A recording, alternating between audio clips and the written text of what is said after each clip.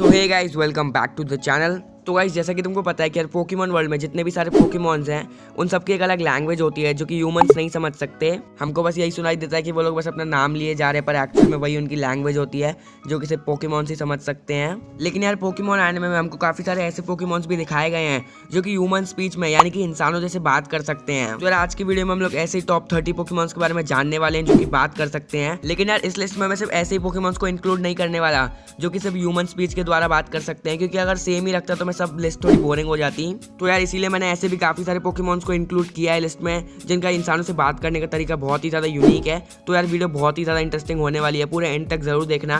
अब बिना किसी तरीके वीडियो को स्टार्ट करते हैं। नंबर 1 पर आता है टीम रॉकेट का मियोथ। तो यार ये सबसे ज्यादा फेमस टॉकिंग पोकेमॉन है। इसके बारे में तो सब लोग ही जानते हैं और ये भी जानते हैं कि ये बात कर सकता है ह्यूमन स्पीच में। इसके पीछे काफी ज्यादा सैड स्टोरी थी मियोथ की कि क्यों उसने इंसानों की तरह बोलना और चलना सीखा। शॉर्ट में बताऊं तो बस इतना ही था कि उसको एक फीमेल मियोथ बहुत ज्यादा पसंद थी, लेकिन उस मियोथ को इंसान ज्यादा पसंद थे पोकेमॉन से। तो इसीलिए उसको इम्प्रेस करने के लिए उसने इंसानों जैसे चलना और बोलना सीखा, लेकिन फिर भी बेचारा आखिरी में रिजेक्ट ही हो गया। Number 2, Gastly Pokemon. तो गाइस पोकेमॉन एनिमे का एक एपिसोड था the ghost of maiden speak. तो उसी एपिसोड में हमको एक गैस्ली दिखाया जाता है जो कि उसी एपिसोड में एक घोस्ट रहती है, उसकी मदद कर रहा होता है। तो वो जो गैस्ली रहता है वो ह्यूमन स्पीच में यानी कि इंसानों की तरह बात कर सकता था। नंबर 3 पर आता है स्लोकिंग। तो गाइस पोकेमॉन एनिमे की movie the power of one में हमको दिखाया गया था एक स्लोकिंग, और वो जो स्लोकिंग है वो भी ह्यूमन स्पीच में यानी कि इंसानों की तरह बात कर सकता था। उसने अपनी ह्यूमन स्पीच में ही ऐश वगैरह सबसे बात भी की थी। Number 4, psychic type legendary Pokemon Mewtwo. तो हाँ यार म्यूटू भी बात कर सकता है, लेकिन म्यूटू ह्यूमन स्पीच यानी कि इंसानों की तरह बात नहीं करता।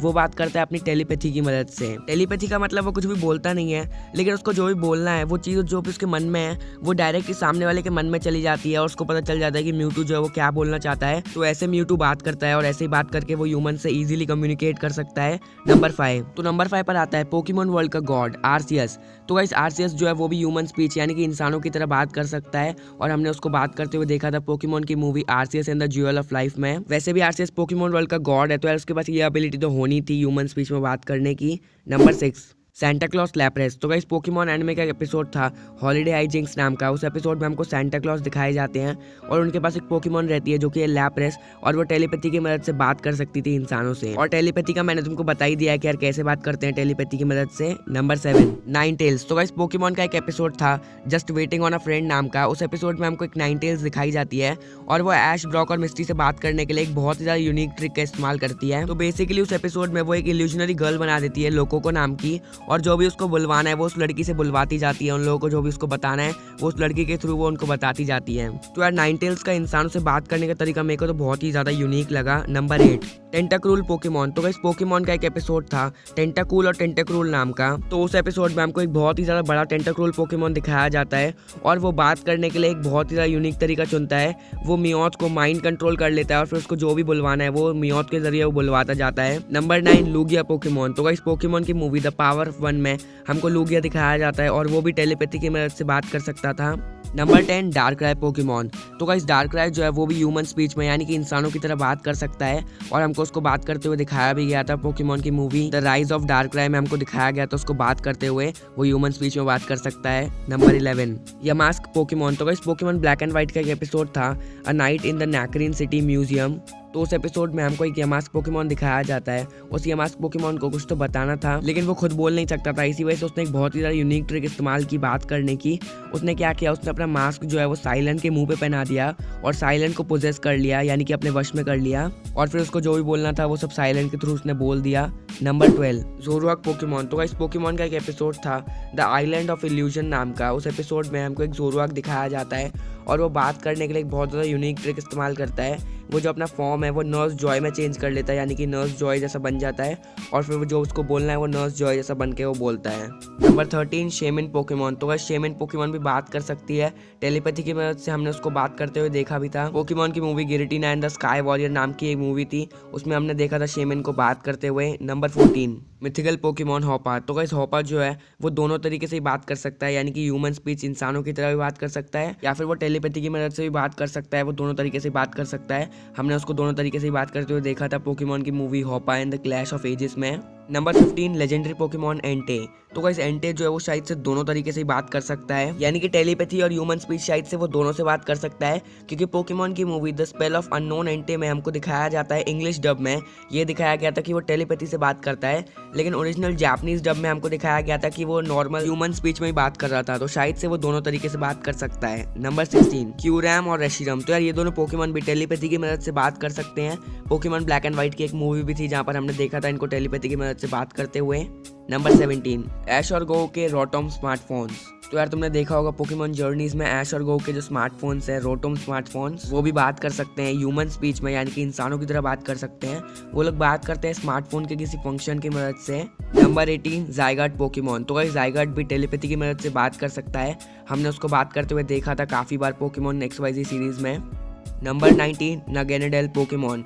तो गाइस ये पोकेमॉन भी टेलीपैथी की मदद से बात कर सकता है, हमने इसको बात करते हुए देखा था पोकेमॉन के episode the prism between light and darkness वाले एपिसोड में हमने देखा था नागेनेडेल को टेलीपैथी की मदद से बात करते हुए। Number 20 Volcanion Pokemon. तो guys Volcanion and the mechanical marvel वाली मूवी में हमने देखा था कि वोल्केनियन भी ह्यूमन से बात कर सकता है टेलीपैथी की मदद से।